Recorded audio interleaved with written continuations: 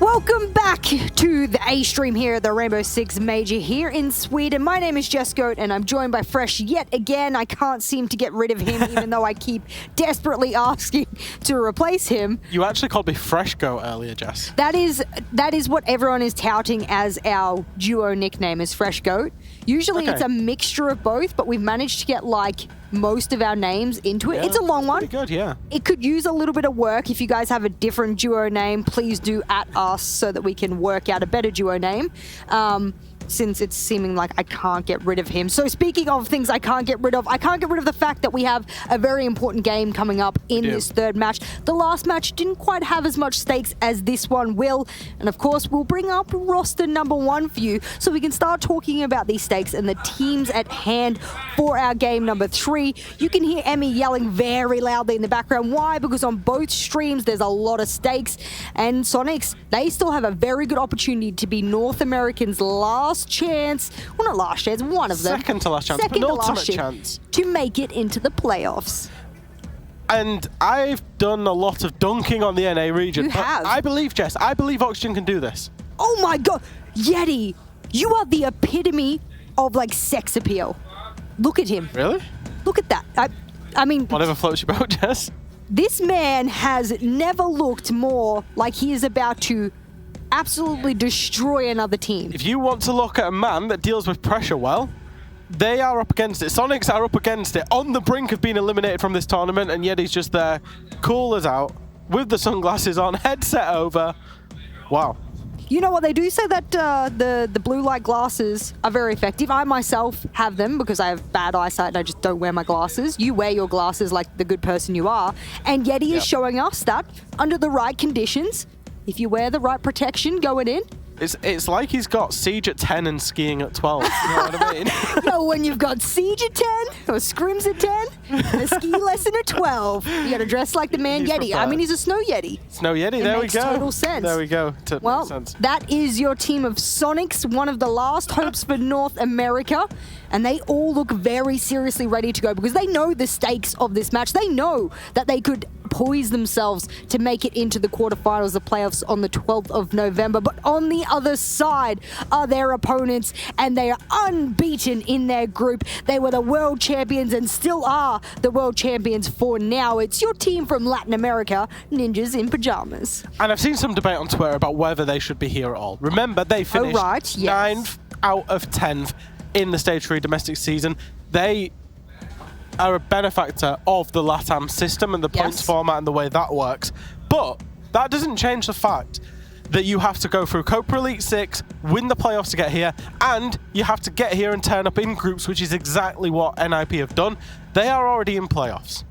They are looking sharp, they are looking good, and I know Ace talked about it. He said they've been sleeping for a while. They have awoken, Jess. They are the only team throughout the entire group stage to go undefeated in any group currently existing. Yeah, because Rogue lost recently, yeah. Absolutely. They just won. They just lost their match in overtime to Oxygen. So the big thing for me now, they've made a statement in the group stage thus far. Still got this match, of course, still have other matches, so things could change today, and teams are looking very much to do that. Soniqs to start off with, of course. And as we're looking into this match, I wanted to pick your brain, because I know we have a little bit of extra time as the players are clearly loading in, getting everything set up to their needs. What do you think is their weakness? What kind of manipulative kind of stuff can Soniqs do to go, I'm going to manipulate all your mistakes here and be able to win? Because they have to do this. It was time. And during BR6, it was difficult for NIP to... They kind of got stuck in the mid-round. And then when it came to late round, they were struggling for time. So it's about time management for them, really. We've seen it well out of them so far, how they can increase the speed of their attacks and then slow things down and not over-aggress. But during the regular season, that was their big kind of Achilles heel. So Clubhouse will be the map. And speaking of time management, it's an actual map, except for maybe the bottom floor, that you can do pretty good time management on your attacks with. It is a staple map throughout the entire world of Rainbow Six in every region. Both of these teams know very well how to play it. And whilst Yeti decides that he needs to take the glasses off for now, I want you to put your thinking cap on for me, as they would say when I went to school in Australia, and tell me exactly whether or not you think this benefits Soniqs, map-wise, or Ninjas in Pyjamas. It benefits Ninjas in Pyjamas. Okay. And it was the same justification as when we saw Soniqs on day one, if you go back all the way. And I said that at that point in time, is when Yeti plays a secondary hard breacher. So they have Super who plays hard breach, right? He can do a job on Clubhouse. He doesn't need to get the stats. But then when Yeti has to play it, and he plays a lot of Maverick on this map, when he plays that, he also can't turn up in terms of the frag department either. And we saw that when they played Clubhouse on day one. So it relies on the other 3 players on the team to go up big. If they don't do that, and bear in mind, that means them getting multi-kills against the world champions. If they don't do that, then Soniqs just simply aren't going to win rounds. Well, that is the lowdown from my main man Fresh, who has used every single brain cell he can to give you the low. I'm gonna say not all of them. I'm gonna have to go back. I've only got 4. Yeah, look, I didn't want to point it out to everyone that you've only got 4 to work with, and you used all 4 of them right now. Speaking of 4, we will have our 4th game after this game. It will be Furia going up against Damwon Kia. Stakes there, but not as high as this game. Although, for Damwon Kia, they're in a very, very tight group. So for now, the players have loaded into the lobby. It is Soniqs going up against Ninjas in Pyjamas. And when I say this game means business, keep your eyes glued to that scoreboard, because there is a lot at stake here. Let's get straight into it.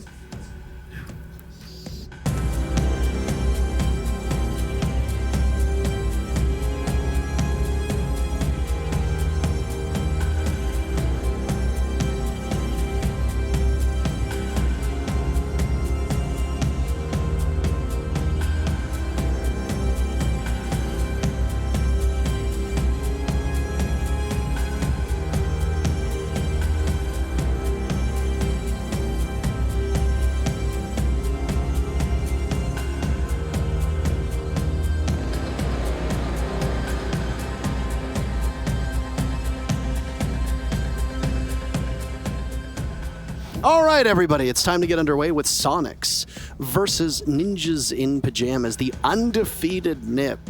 Right now, control the destiny of the Soniqs. BDS will be going up against Invictus Gaming.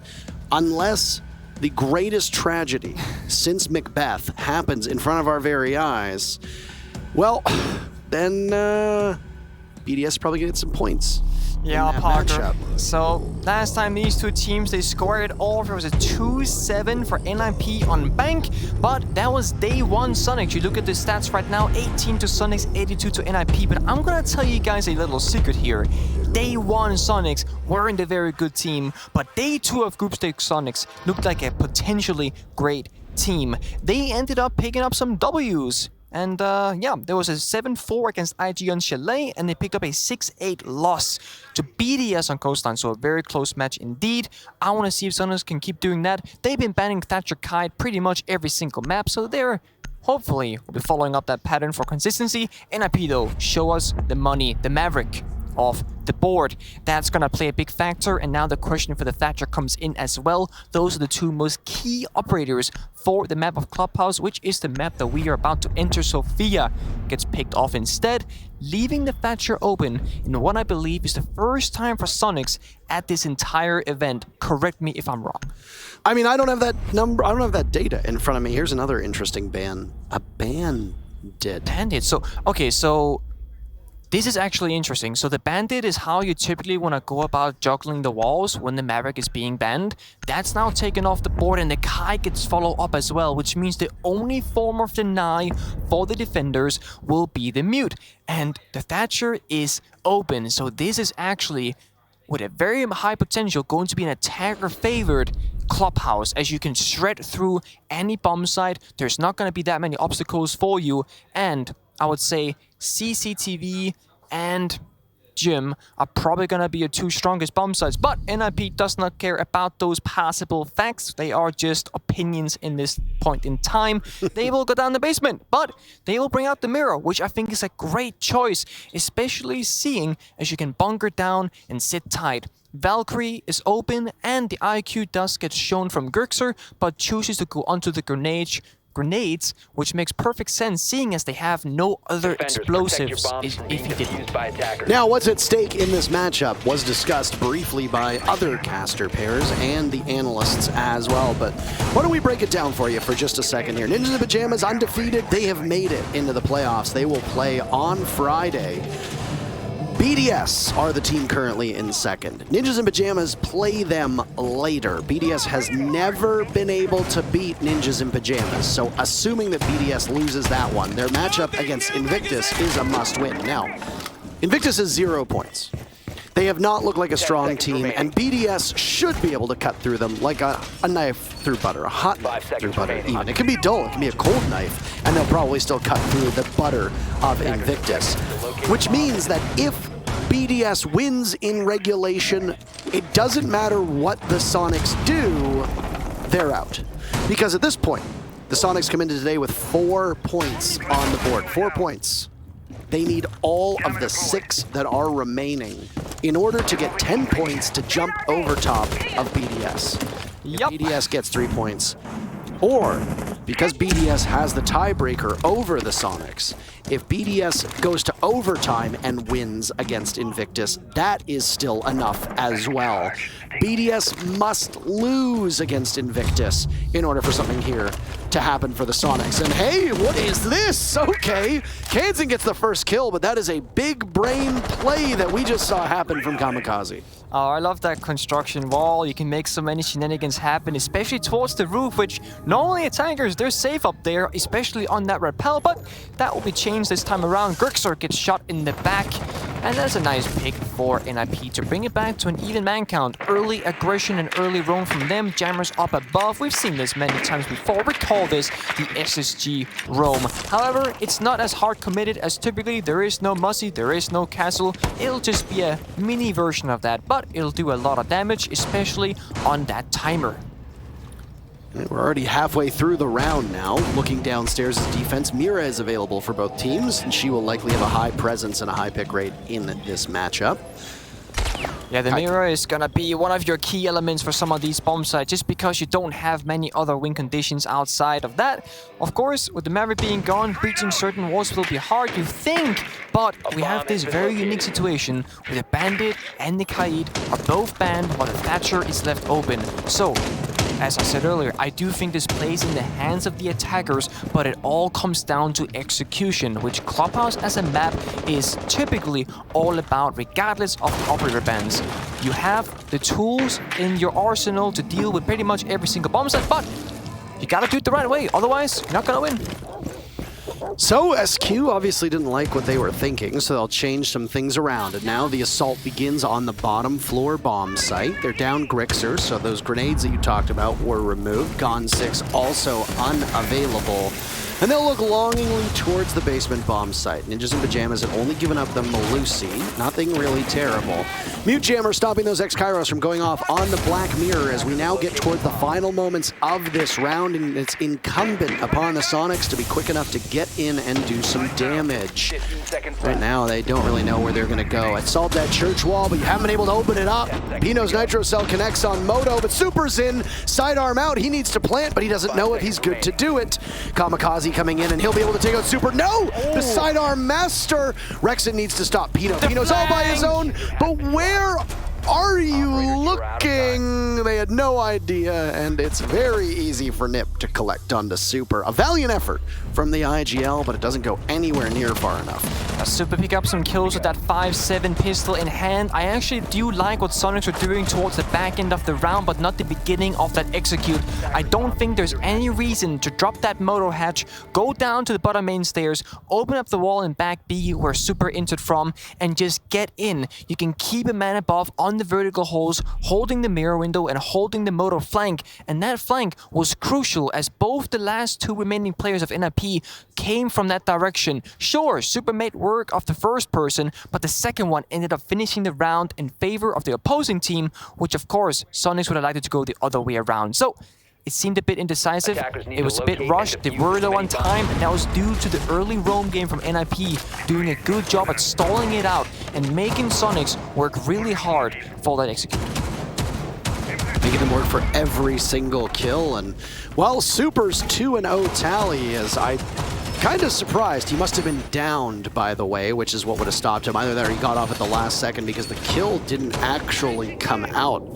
So, I mean, close enough, I suppose, but either way, the Soniqs forfeit the round. The next defense from Ninjas in Pyjamas goes to the bomb site upstairs in gym and bedroom. This is widely seen by most teams as the tertiary bomb site, the third bomb site.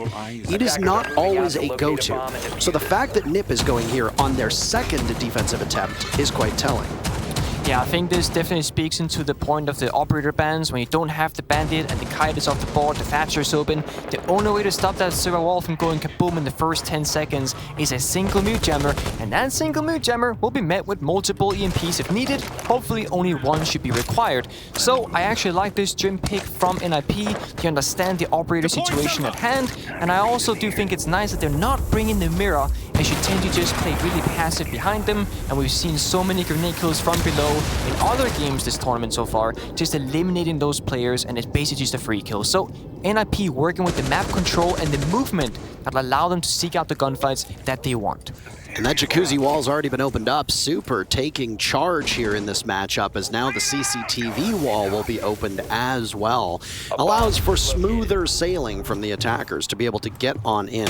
Are we about to see a repeat, by the way? Checking that jacuzzi balk is Pino with the ACOG on the TCSG. Ninjas in Pyjamas very narrowly won, but they lost, but they almost won a world championship on this map in particular against Space Station in 2020, relying on that TCSG firepower from both Goyo and Kaid. You're only going to see one of them, though, because Kaid is banned out, but boy, oh boy, it is nice to see that re-emerge. I like this from Soniqs. They've chosen to go for a more direct approach, not wanting to contest the roam clear from NIP. They're going to open up the wall between the master bedroom and gym. It got shut down, I believe it got shot, but they can still work their way in towards the bathroom angle. There is no jammers available and there is no EMPs left, which means the last Selma charge from Yeti should go through and bring them some nice value. It's up for Soniqs now to figure out what do they want to breach. They only have one choice, one option. They do not have any window presence. Psycho's position could be crucial for NIP. If the Selma charge goes out, you could swing up, shoot it, and therefore shut down the entire push from Soniqs. They will have to find their way in. It is going to be difficult, and it's going to end up being a split take. Office hatch, there's going to be a guy dropping down that. Two guys on the breach, and the fourth guy should be on the window. That's Riggs, and going in super quick. Oh my goodness, and now an opportunity inside of inside of construction. They've got a ping on the Super, and he takes a tiny bit of damage before falling off. Rexon doing cleanup, Kansan dropped, Super attempting the plant yet again. Ninjas in Pyjamas trails in a 2v4, but the objective for the Soniqs is good. Julio swings on out of logistics. He has one. A second unavailable as Yeti is there. A little bit too hard to outduel him on Jacuzzi. Is Yeti good enough for more than one? No. Musi silences him. Diffuser down. Grixer has a good angle on it and a spot as well. Allows them to know that Musi's going to be coming through. But Super, the fragging machine, the genetic freak himself, he takes matters into his own hands. 2 kills in the previous round, almost a plant. A plant this time, and a big kill from him at the end puts Soniqs on the board. Both teams tied at 1 apiece. It's a very good round from Soniqs. It was telegraphed. I spoke about it as the execute went down. They had one guy on that server side holding it so that Rexon could go safely on the windows. One guy was up on the hatch on office that could drop down and create some chaos. And 2 guys from the breach. One of them, of course, Super with that diffuser. And they worked together. The important part of that attack was that Rexon initiated by getting the opening kill onto NIP, which then allowed Soniqs to walk into the building, get gym control, and they made a wise decision. The spot came out from the bulletproof, they got off the plant, and they moved deep into master bedroom, took full map control, and then they planted again. They didn't want to risk the biscuit, which I respect. It was the right choice, and it was a beautifully executed round, I will say, indeed, especially for a North American team. Oh, you just have to get that in there, don't you? I mean, it's not my fault, it's not my decision that they are doing what they are doing, but Soniqs looking like the second best North American team in the world. But of course, I will also say that Oxygen did not have all their 5 players, so it's not completely fair to say that. Absolutely. Like we said, Soniqs, if they want to make it out of this group, their fate is not in their hands. They need BDS to lose in regulation to Invictus. Or, I mean, if BDS makes it into overtime and loses, there is still potential there as well. The thing that cannot happen is BDS cannot accrue 2 points in their matchup. How do you get 2 points? Well, you do it by either winning in overtime or getting 3 by winning in regulation. So that's the win condition right now for BDS to make it. I'll certainly say, I think for Soniqs here, I don't think they care that much whether this is in their hands or not. I think they want to prove a point. They want to make a statement. There's been a lot of eyes on them as a team, and they want to shut those people up. They want to prove that they are a good team, a worthy team. And speaking of worthy, Gerxer, top 4 all 3 stages of the NAL this year, finds the opening kill onto Pino, breaches the wall and goes back up on the roof to get back with his team. Julio roaming downstairs, showing off one of the changes that was made to Clubhouse when the 3 maps were tweaked in the most recent seasons. You remember there was light touch-ups, yep. 3 in particular. Clubhouse was one of them. So, whoo boy. This is a CCTV defense upstairs. Julio still roaming down below as that Mozzie. He's a real pest, if you know what I mean. Psycho watching the breach as the Selmas will go off onto the wall inside of garage, and as the deployable shield goes down, Kamikaze takes a chance to swing out on it. 3 guys over there, you can't swing that. I mean, I don't know why he did, but Psycho's next one up, and he loses as well. Nip do not care at all about this. They are probably having a jolly good time. Undefeated. It's still possible that BDS can take first in the group, though it is unlikely. The Soniqs just being fed kills and a flawless is very much on the board. It's just what the doctor ordered, right? We'll see if they can fill the prescription in. Flawless? They do. A flawless round for the Soniqs. They're up 2-1. Very nice, and again, this is a similar fashion as to what they were doing yesterday against BDS on Coastline. Soniqs are choosing to opt for a more direct approach. They want to have as many guns in the same direction against the possible aggression from these teams. And when you're playing against NIP, I think it's very, very wise to have multiple people because you're going to need backup. Just look at how NIP swung that server breach once that was opened up. Normally, you would have 1 guy there, meaning that NIP swinging into that makes sense. It's a 50-50 gunfight. They get 2 of those, and if you know the players of NIP, a 50-50 gunfight is never truly a 50-50 gunfight because they win those. So, Soniqs have 3 guys out there and basically become a, well, 1 in 100 if anything for NIP. One rarity that we're looking at right now is every single player in the lobby is actually on the board already. 3 rounds of action and nobody will be searching for their first kill. It's been accomplished. At this point, the top-rated player on the Soniqs is none other than Super himself. We've highlighted his contributions off of the field today. This is one that's happening directly on the field and in the server. He's a good leader that the team is able to bounce off of, and he emboldens and betters those 4 players on his team.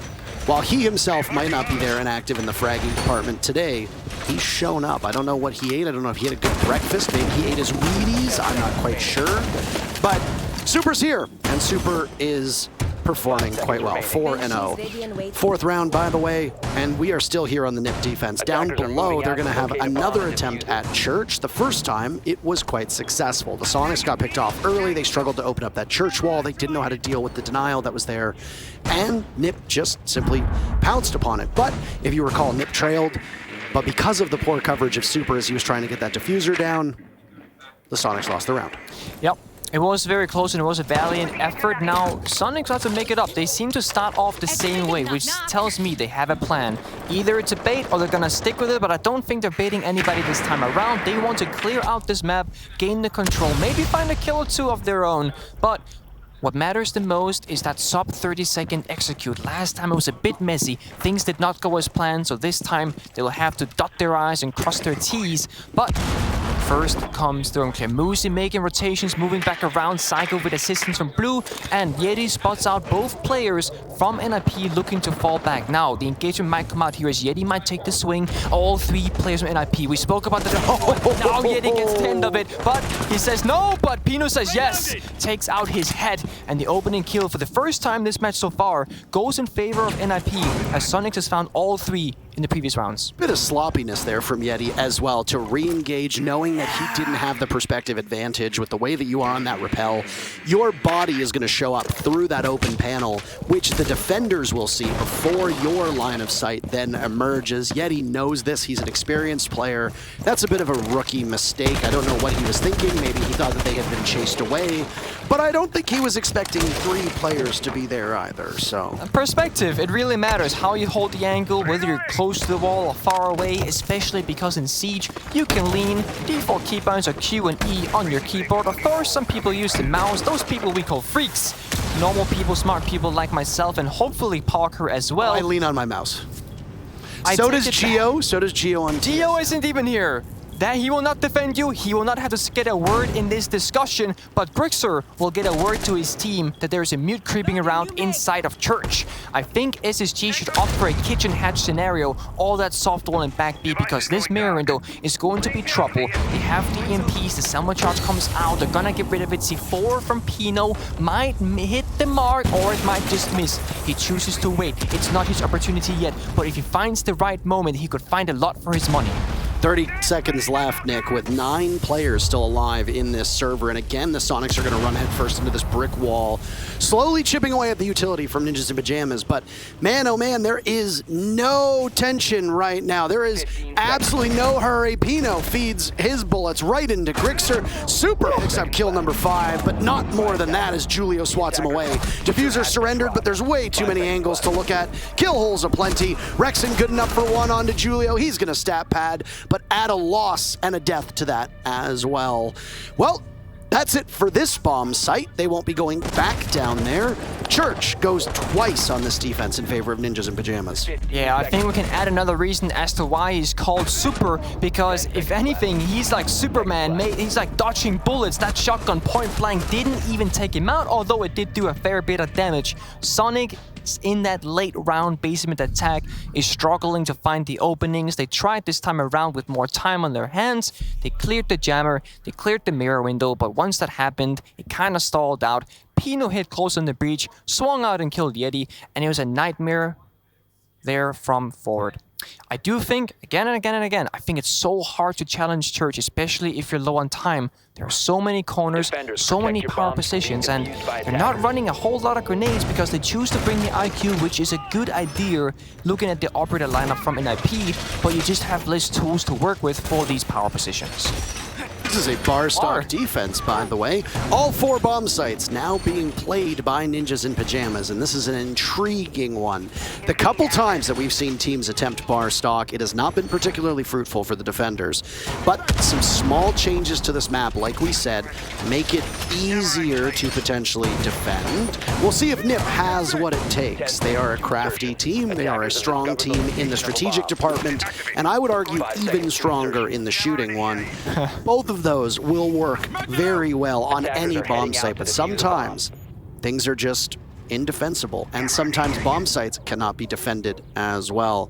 Ninja Pyjamas will roll the dice on this one. We'll see if the Soniqs are crafty enough on their own to be able to pull off a successful attack. I think this bomb site suits a team like NIP. It is arguably a little bit less strat oriented because it's not all about the walls and the breaches. It's actually a lot about defenders extending out on the map, and you see this from NIP. They're going up above and they're also spreading out down below. And once Soniqs, they take the top floor, they will just move back down, assuming that they don't get killed, of course, and then spread out into the strip side area, the stock side area, and then all of a sudden, Soniqs have to clear a whole nother floor afterwards. And there's no real way to do over a direct attack, because you would need the kitchen hallway, the strip side. You can't just walk into one breach in Jacuzzi or one breach in server, like we saw on the Soniqs' 2 successful attacks so far. So they will need to actually contest with this, whether they like it or not.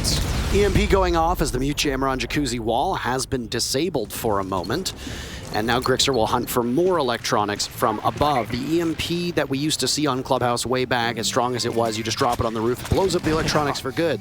But now you can't do that anymore because it only disables these gadgets for a temporary period of time, and then you need to act upon it. So hopefully the IQ works out in their favor in that regard. Julio loves playing down by the bar, and he's going to be there yet again down below. But on the bomb site, Still, most of NIP are invested in a roam off. Some on that top floor, which is what Soniqs are trying to clear out now with half of the round to go. Yeah, it's a bit difficult because if this was a bomb defense, or a gym defense rather, once you get this wall open, you feel pretty good about yourself, but it is a bar, so there's a minute left and they still have only really gotten to Jacuzzi. They have not been in this position yet for the side of Soniqs, and, well, we have been here once before. That is the opening kill for NIP. Psycho takes out Yeti. He's the second time that he's fallen first, I believe, but besides that point, Rexen finds Julio as well, so now perhaps we'll see some swings and execute coming through, or at least a fight here for Grixer. Rexen, also known as Richie, has been an absolute standout performer for the Soniqs. Sometimes it takes him a little bit longer to find his footing. Grixer has also been a standout performer. Musi knows that he's positioned up right there. A run out from Psycho does not net much. That Valkyrie on Psycho is such an iconic operator for Ninjas in Pyjamas. You might fondly recall the amount of times Psycho's name was shouted the last time he played Valkyrie at an international event, or one of the last times. Smoke gets tossed out now with 20 seconds left. No real urgency from Soniqs yet again.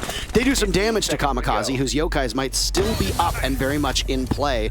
Super knows where he wants to plant, and there's still a default cam up, but he's wary of the player on main stairs. And oh, he swings! Super is an absolute gunner right now. Through the wall, down goes Super, cans and falls, and there's no recovery onto that diffuser, even if Rexen is still alive.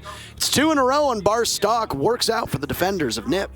A deadly red ping through the wall to close out the round for NIP, but Super doing all the dirty duties. Inter-fragging, shooting the default camera, running through the map, getting sprayed through the smoke, shot from the main stairs, and even finds the echo behind the bar, and somehow Super still comes out on top. He is doing every single role simultaneously, and it's actually quite impressive. 3-2 for NIP as we're gonna go back upstairs to Gym. So, you know, Soniqs basically attacked Gym bomb site, or so it looked like for a brief moment, until they just went to go down below in the strip and go for a pool table clear. They were missing out that kitchen hallway control, and it punched them right back. Oh. Well, you talked about how the Kaid ban is going to influence which bomb sites can get played out. Kaid is also a very pivotal operator when you look at bottom floor bomb site, Nick. And yet, Church went in favor of Ninjas in Pyjamas twice, so even without the Kaid, they were still able to hold steady on it. The walls without the Electric Claws are far more susceptible for 2 reasons. Number 1, Thatcher being unbanned, but also the fact that the Mute Jammers have been changed out. There's a very good reason why the Soniqs banned Bandit, and that's because they want to get those damn pesky walls open. And they've been doing a remarkable job of it. The pacing of the Soniqs to open up the walls where you need to apply pressure has been phenomenal. And despite the scoreline, this really is anybody's game. The Soniqs could have quite easily taken Bar, and also could have conceivably taken one of those Church takes had things gone a little bit better for them, especially in terms of Rexen's coverage at the tail end of that very first round. So we'll keep our eye on what changes when we change halves, but we still got a full round to play, and Jim was successful for Soniqs way back. They got the first kill, they got the diffuser down. They looked very strong on this map, or on this bomb site last time. Certainly agreed, and I think, as you mentioned, the Bandit kind of speaks to the fact that Soniqs, they want to go for these direct takes, and the Bandit stops them in their tracks because of the Maverick ban. If the Maverick was open, that would change things up. You can just Maverick the wall despite the Bandit being present, but the way the ban's played out, this is the case that we're left with. Super opening up both walls, one in the single wall construction and the other on Jacuzzi. There is a bubble Maestro camera opposite of that breach, which means Kamikaze and the rest of NIP is going to have a great lot of intel, and they can peel off the Selma charges from Yeti, which I suspect is the reason for that camera. Speaking of Yeti, the team has played without him for the last 2 rounds. The last time we saw a good look at a Yeti was the Flawless back in round 3. Yeti died early in rounds 4 and 5, so he needs to stay alive in order for his contributions on this team to be maximized. While Yeti might not be the sexy player on the team, maybe physically, but not in terms of the gameplay in the server, Yeti's role is vitally important, and he is someone who can also frag well if the top 3 of Soniqs aren't playing up to their potential. Right now he's sitting at a 3 and 4. Yeah, one of the things about Clubhouse is that there's a lot of harmony required between the two Heartbreakers, so Super and Yeti. You got the close range breach of Thermite and the ranged breach on Yeti in this case.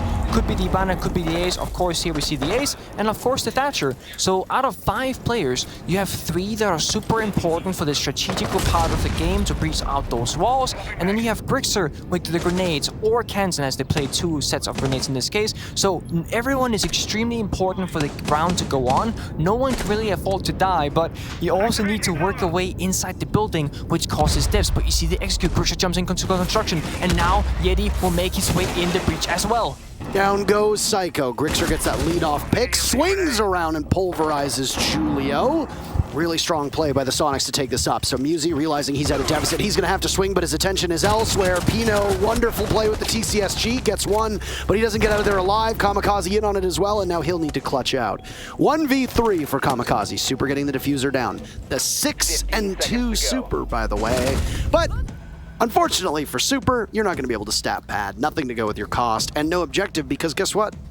Grixer gets the kill inside of construction. The first half in the books, and Clubhouse is a perfect 3-3. It's not usual that we see this map tied.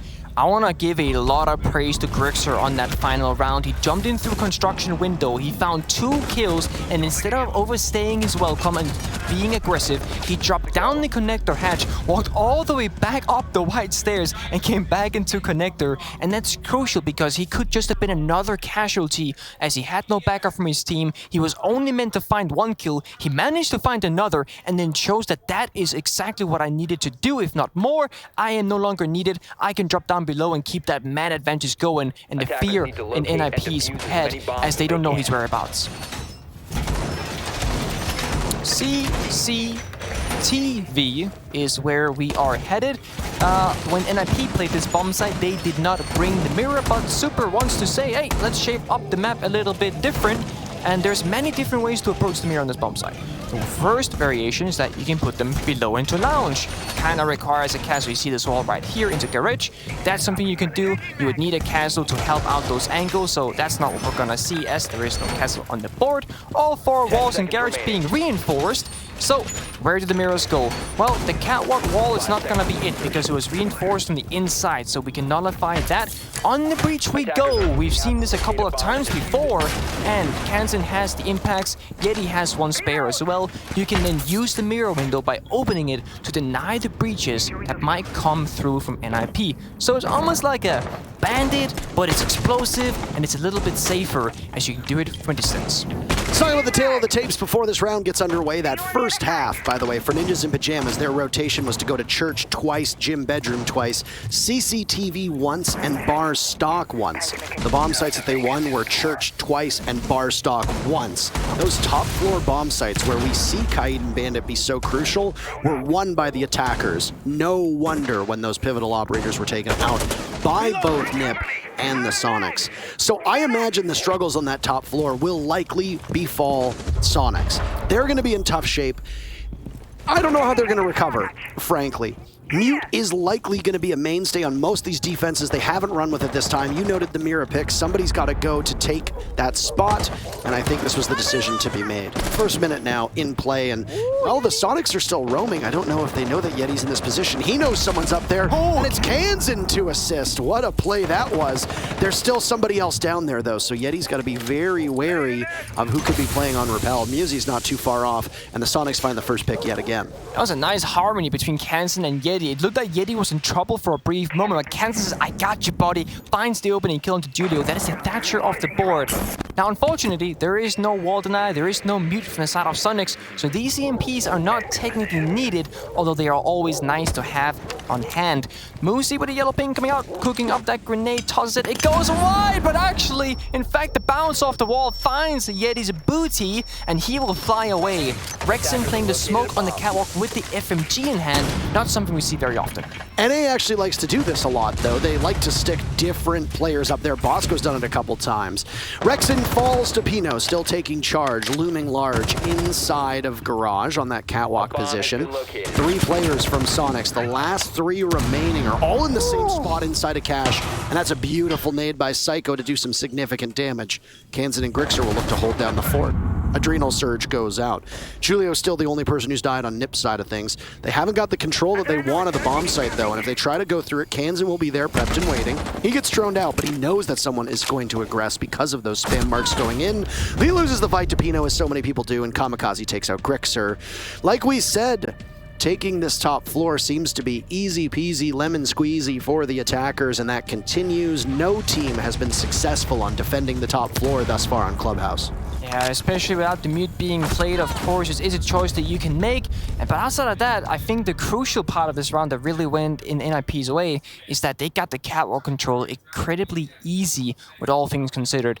20 seconds before the smoke fell on those rafters, you had Yeti down below in blue, you had the smoke on the catwalk, and all things looked quite alright for Soniqs. They had the man advantage, Thatcher's off the board, and as I mentioned, they had good positions. One nade from Muzi changed everything in a span of 10 to 20 seconds, and it made this ripple effect through the round where NIP just took the ground. I mean, the focus from the smoke as well looked towards the breach and seemed to also be over by construction. Pino didn't really need to sweat all that much, and you said they took control so easily. Pino threw 2 flashbangs up there and then just casually walked up the stairs and suffered really no contest in that engagement, even if they do have the FMG in hand. That's a pretty strong weapon, a deceptively strong weapon, actually, with one of the higher DPSs in the entire game, and yet it did absolutely nothing and will do absolutely nothing if you're looking the wrong way. Very true, and as you said, very deceiving, because typically people say, the FMG is not that good, you know, it's a Nerk and a tank and operator, but statistically speaking, as you said, the DPS, the damage per second throughput of that weapon is actually incredibly high, and not something that you should mess around with, or at the very least, you shouldn't underestimate it. Mute being brought out, that's gonna help them on this extended roam, as they want to slow down the side of NIP, and one thing that's gonna favor them massively is that there is no Thatcher from NIP, which means these jammers are going to have full effect, and NIP will have to find a different way than just throwing an EMP on the ground, rather. So, whether it be explosive, verticality, or just taking the risk and walking in, outside Valkyrie camera, that's pretty nice indeed. Of course, no IQ either. Soniqs, they did pay respects towards the potential of the Valkyrie, so they ran the IQ most rounds on Grixer, and they made pretty good work of that, I would say, as well. And it's kind of ironic that it's Grixer and the Valkyrie as well. It's like you know where the cameras might be, so you play the IQ, you can work your way around it, but you also know where all the good camera positions are. So when you play that Valkyrie, you can put those exact cameras up too. Rexon on the roam, and Yeti just falls off. Poor timing, but he's not aware of how close he came to an early pick, and I say early because there's still 2 minutes left in this round. It's been quite slow going at the moment. There's like no one on site from Soniqs, I don't believe in this case. I think Yeti's just coming down now, but it was pretty bare bones for a moment. That is really surprising. Really quite surprising given the way that this bomb site gets to be played. How many teams have droned out Dirt or have droned out Blue and said, oh my god, there's nobody in sight, let's go, let's hit it. Hit it, boys! And then they're down Blue, and they're down in as quickly as they can. So. Yep, but you need that information to make that decision, and clearly NIP did not have that piece of info on hand. They even opened up their tunnel, but they almost think there's a guy right next door waiting for them to swing, but there isn't. It's just Yeti down his on site. Still there, by the way. And NIP are being really respectful of this. But comes down the main stairs and hatches being opened. However, Soniqs have retrieved back to site. They're reading the situation quite wonderfully. So there you have it. The only person who's roaming right now is Super. He's 6-3. He's allowed to do that with that stat line, by the way. We bestowed upon him the right to roam as he's hitting all of his shots. The Super Soniqs, as they are right now. Final minute, and as you talked about, those hatches being opened up, the Soniqs realized we've wasted enough time. We held map control for a sufficient amount. Let's get back to the bomb site, because this is when the wave starts to crash into the shore. Yep. Muzi here might find a freebie of his own hiding at bottom main. Could be a crucial position for him. It is a 5 versus 5 as we're entering the 30-second mark. This almost looks like a Sonic attacks against NIP, because it's gonna be crucial and very difficult, because the jammers on these church walls are gonna stop them from opening it up. And there's an air jab that goes off as well. I don't know who got knocked over from the Soniqs. Grixer the only one to take some damage on his team. Now Yeti joins too. Smokes will go off, cutting off vision towards the B-bomb, and the grenade from Yeti doesn't connect. The drop from Kamikaze is good. 2 nitro cells for the trouble. You can't blow up the diffuser, gentlemen. Grixer takes out Super. That's a bit of a mistake. Kansan goes down as well. Muzi dropped. Side art out from Julio. He can't run. He's got a lesion mine in his foot, and he knows he's not going anywhere. Pino down 2. An act of desperation isolation inside of Moto. He's unable to kickstart a single thing on the final seconds of that round. And again, these teams are tied up at 4 rounds apiece. It's a bit of a deja vu.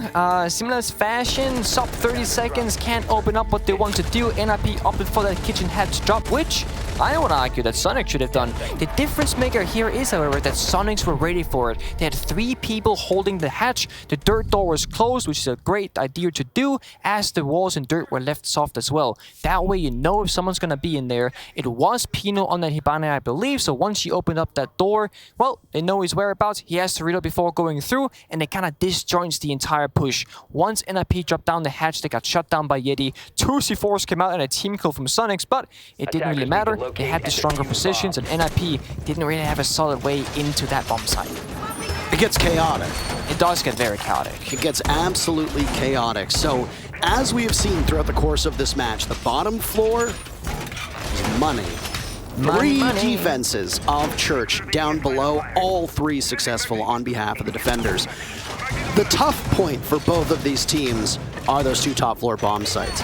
I think NIP assessed that pretty early on. I think that's why we saw the bar stock defense. They said with a Bandit and a Kaid off the board, with Thatcher available, defending the 2 top floors, bomb sites will be an utter nightmare. So let's go to bar stock, and maybe, just maybe, we're able to throw them off and win around there, because it's an almost guarantee that we're going to lose the top 2 bomb sites. The Sonics haven't agreed with that decision just yet, because it's going to be yet another attempt to defend CCTV, and well, how about a good start? Knock the Thatcher out in the first 10 seconds. Nick, you are young enough, but also old enough to remember the early days when kill Thatcher, win round was the literal win condition of early Rainbow Six, and it might just be the win condition for this round. Julio 3 and 8, dramatically underperforming his typical stats, and now no Thatcher for Ninjas in Pyjamas for the remainder of this round. Yeah, the only reason why that same logic doesn't quite apply here is that back in the day, you'd always run that Bandit, all that Mute, and Sonics did not bring it, which means, yes, the Thatcher is down and out, but there's nothing to stop them from opening up these walls. Now imagine for a moment that Sonics brought that Mute from the basement bomb side up above with them on CCTV. They were in for a great time. But in their defense, I don't think their strategy was, let's spawn peek the Thatcher. It was just one player from Rexen that went for that spawn peek, and it was luckily that he got the Thatcher. So it's still gonna be a troublesome round for Sonics, but Psycho might just sneak up these stairs. I think Yeti's heard him. He's at the angle on lockdown, and Yeti finds the freebie of his own. 5 versus 3 now. Map control in hand, and NIP is looking rough. It's very apparent with the lineup that Ninjas in Pyjamas is bringing that they wanted to put a typical hold onto that CCTV wall, open it up, and have the Nook as the split push.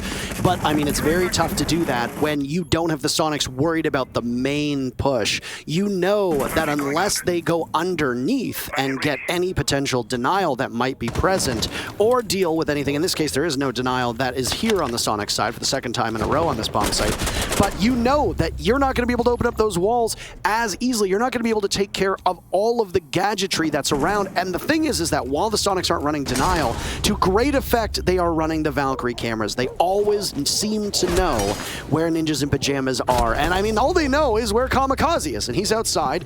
Kansan wants to go for it, so he gets a little bit kill hungry. Greedy? Maybe. Rexen pops up. That was 2 kills from Richie on that particular spot. This is a close one. 5-4 now for the Sonics. Yeah, I mean, honestly, that's a flawless round in my books. Kansan didn't have the discipline to see it through, but if we look apart from that flawless round from Sonics, the slow-mo Nuke peeks up the stairs, gets shot by Yeti and shut down. I think you made a good point where there's the main push from one side of Server Breach. The Nuke can come from behind, but it was read, seen, or heard from Sonics. Yeti in particular did a great job shutting it down. Imagine that gunfight went a different way. Imagine Rexen didn't find the EMP or the Thatcher on Julio. A lot of things could have been different, and I think NIP's coach agrees. A tactical timeout has been called, and they're going to talk about the shenanigans here at hand. They want to figure out how they can get a more consistent attack across the board, and what I want to see from Sonics is more Mute play, and you guys can see this, I'll tell you. Mute is being hovered by Rexen, so we might just see that. And of course, Gym defense works out, I would argue, even better than CCTV due to the nature of these bans. I don't think CC is the best top floor bomb site, but I do think that Gym is. Well, we have an update for you, by the way, and spoilers for everybody inbound.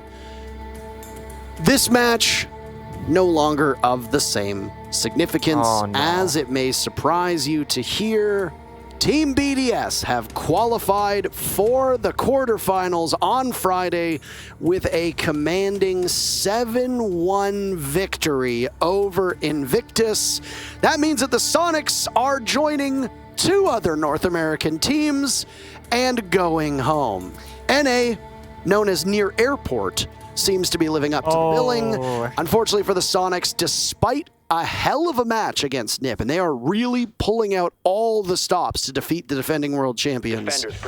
It's all for naught because the Soniqs are going home regardless of the result of this matchup. And I don't believe the Soniqs know that, by the way, because they are playing in a separate part of the arena. Yeah, so 2 things. First of all, I called in our green room with the other talent that it was going to be a 7-1 between BDS and IG. And why, you might ask? Well, every single game today on the B stream, spoiler alert, ... has been a 7-1. I thought BDS can keep that up, and so they did. I agree. I don't think Soniqs knows this fact because there's no way for the coach to get this information while he's behind them on stage, and they're not in this building where they have like a screen showing the live standing. So looking at this match, it changes nothing. Soniqs are fighting for their lives, and even if they knew, I still stand by my point. I think Sonic wants to prove something and make a statement that they are not to be underestimated, and they are going to be maybe possibly sent home, but they're not going to be the worst North American team here. They refuse to take that title, and they want to prove it. 5-4 as they're in the lead on that gym defense, and NIP gonna make swift use of the server breach. Thatcher still being played by Julio, who's, had a rough couple of rounds, died first twice in a row to my memory. Grixer, these cameras are doing so much work. You would almost think NIP would pick up the IQ at some point.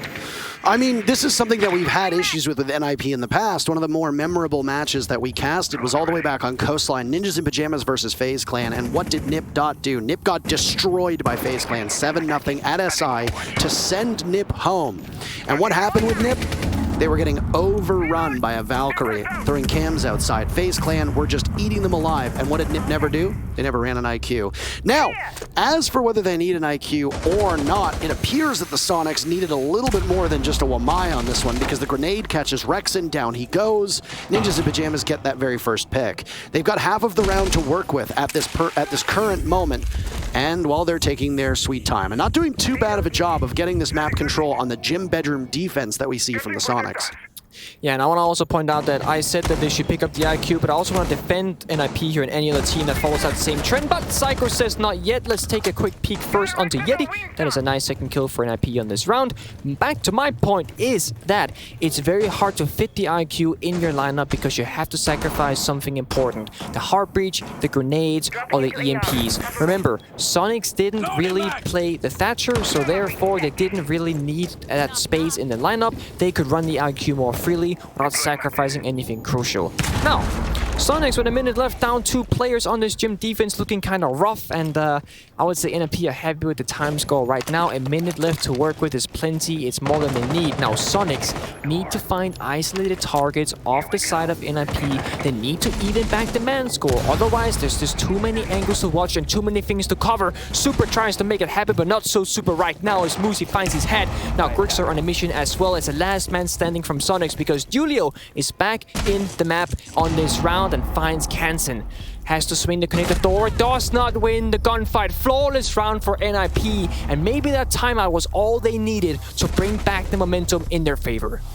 Well, this means that we're going to need every single round to settle the score between these teams. Overtime might still happen. The Soniqs are unaware of oblivion awaiting them once they finish this matchup. I think there's a lot to learn from these international events. The Soniqs got a whole heaping amount of knowledge at the Mexico Major, and I suspect that they're probably doing the same here. Playing up against teams like BDS and Ninjas in Pyjamas could potentially gear up the Soniqs for a better run in the NAL next year when we come back. I'm going to put you on the spot, Parker. Yes. Is the Soniqs qualified for the NAL finals in the near future? Yes, they are. In that case, I will say they can take this experience right back to the home where they're about to go back to with their NA near airport plane and perhaps show a more domestic surprise rather than international.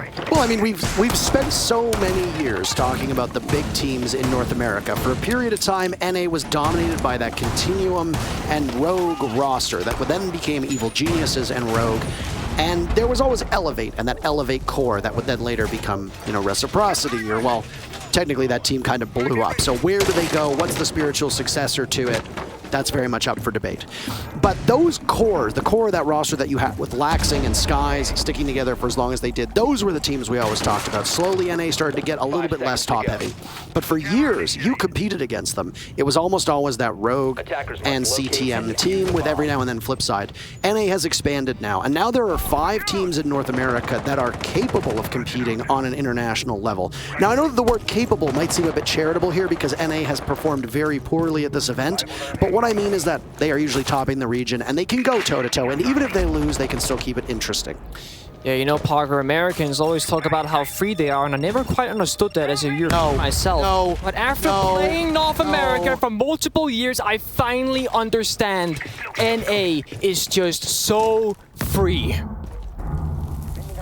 This game, however, putting up a great fight, a valiant effort. It's a 5-5 tied score line, but they are back in the basement where they had success the previous time around, but they will need to find success again to take this before we get the match point, where they then would have to push it into overtime.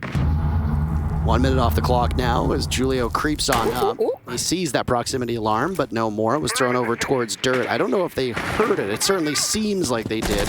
Yet he knows that somebody is there. The jig is up, but where, oh where are they playing inside of dirt?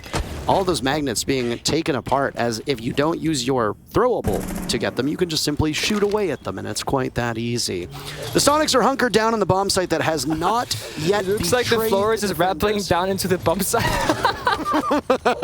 That's funny. Okay, you don't need to, all right. You don't need He's to. holding the kitchen hallway, but for a second I was like Sam Fisher style from that helicopter, just appearing on side out of nowhere. That would have been crazy. What Maybe a future operator. How does this even happen? How does this happen? But no, this bomb site has not betrayed the defenders yet. 3 rounds played on defense thus far, and 3 all going in favor of the team that has been on defense. Can Ninjas in Pyjamas crack that? Match point awaits them. Match point awaits whoever wins this round, frankly.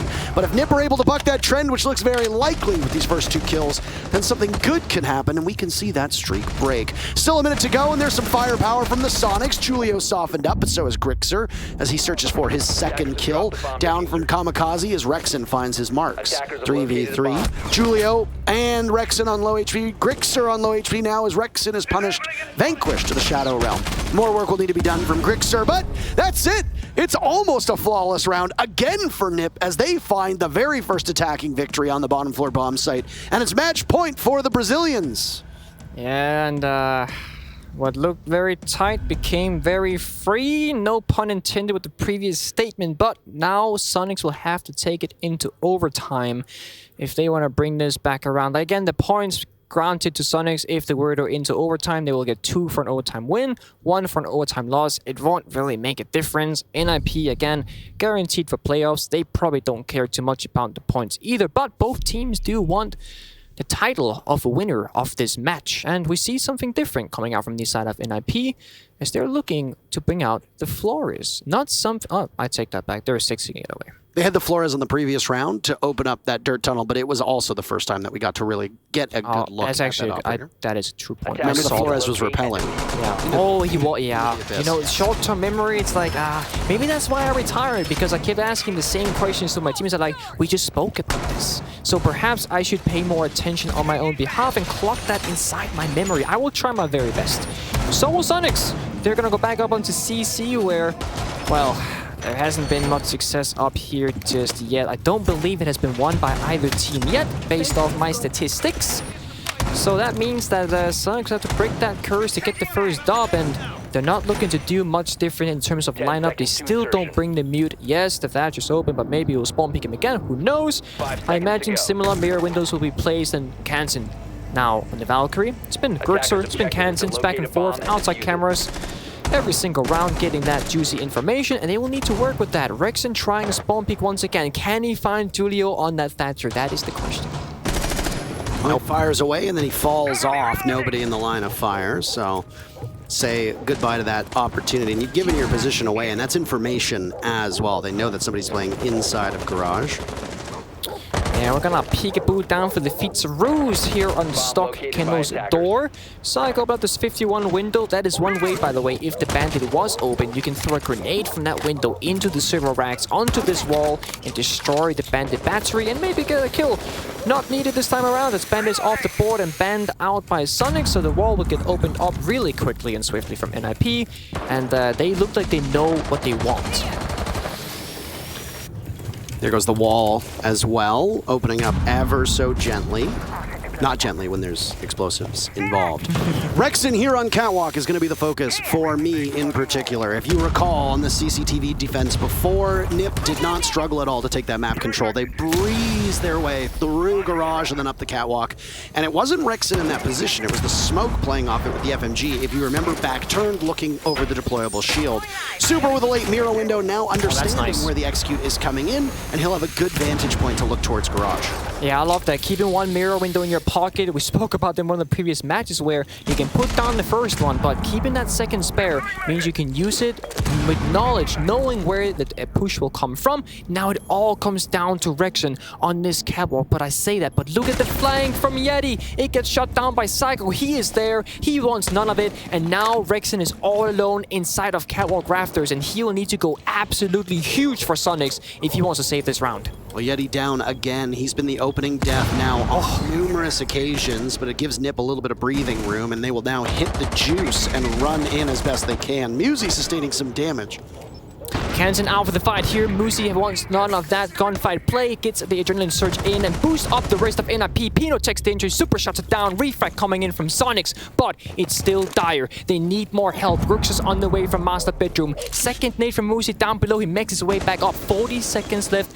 4 versus 3. Catwalk is now granted to the side of NIP, but they need more. They need to find the plant, find the kills. 2 C4s left from Soniqs. They can make it happen, but Psycho looking for the explosives. Fine super from down below. That is where the 2 C4s off the board. Now, Grix are looking for a vantage point. Wants to find a kill. They need the man count to be even back down. 1 C4 left from Canton. It gets tossed. It goes wide. It misses. Grix on the floor. Psycho finds the last, and Soniqs will be eliminated. They will be sent home. North America has 1 team left standing, and that is SSG, to no surprise.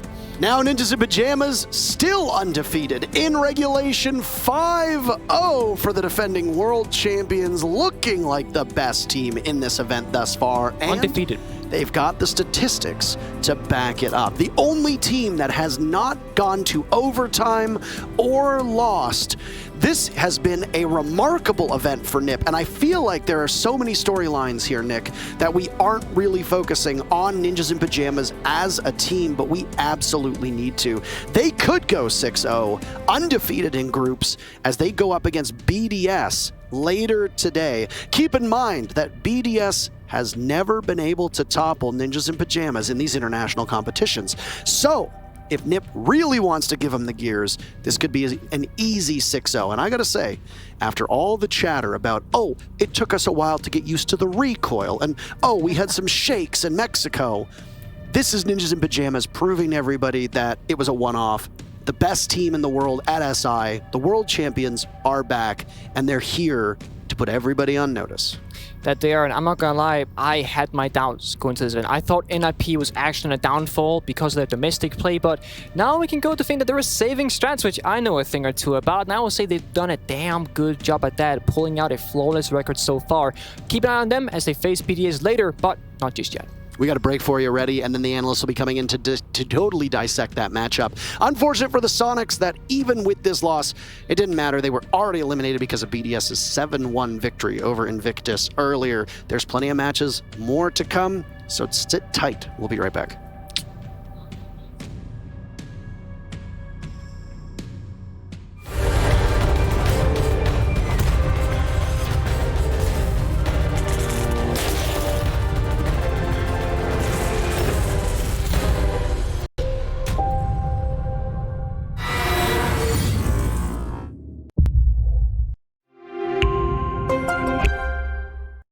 What does it take to create the future of a gaming community? Join us on this 4th episode of I Call Next as we discover how to level up gameplay and reset the expectations of an entire league. PayPal. Press play.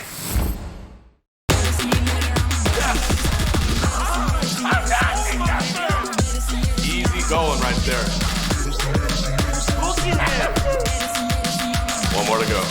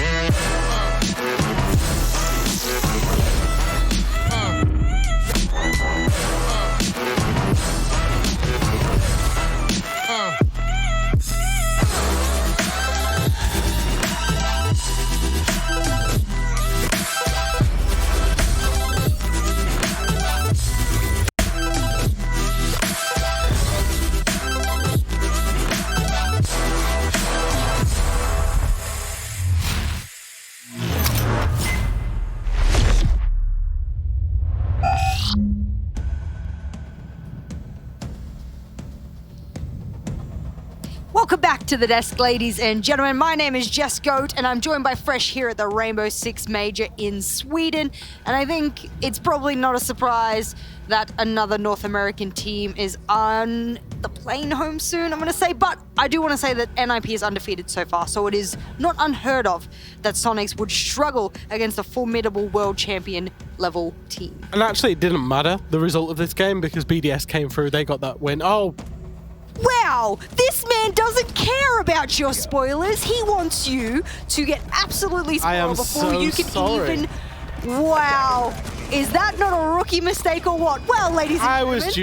I was due one. I'm so sorry. Spoiler alert. Spoiler alert after the fact again.